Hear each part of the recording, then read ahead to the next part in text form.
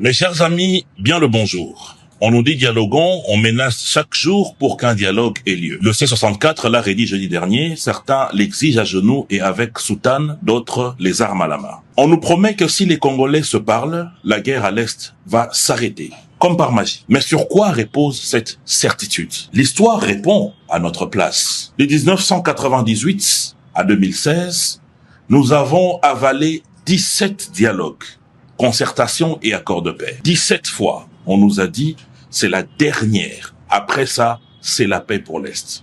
Résultat, les groupes terroristes sont nés les unes plus meurtrières que les autres. Nos minerais continuent de traverser les frontières rwandaises dans des sacs. Pourquoi? Parce que le problème de la RDC n'est pas du tout un problème politique. Le problème de notre pays, dans l'Est, est sécuritaire. C'est une agression méthodique, organisée, financée. Depuis 30 ans, on change simplement le nom des tueurs. En 1996, c'était l'AFDEL. En 1998, c'était le RCD. En 2004, c'était Laurent Nkunda et Moutebousi. En 2006, c'était le CNDP. 2012, le M23. 2021, le M23-2. 2023, AFC M23 RDF. 2025, AFC M23, Twirwaneho, Red Tabara et Sauvons le Congo. Oui, non. Mais de tous ces oui, non, une seule stratégie. Un seul parrain, Paul Kagame. Alors je pose la question franchement. Qu'est-ce qui nous prouve que le dialogue, celui que réclament Martin Fayulu et Delice Sanga, selon le format de la Cinco, mettra fin à ce que les 17 précédents rencontres, dialogues et conciliabules n'ont jamais réussi à arrêter, qu'il fera disparaître la convoitise de Paul Kagame sur notre pays? Rien, absolument rien. Que les choses soient claires. Le président de la République est le garant des institutions.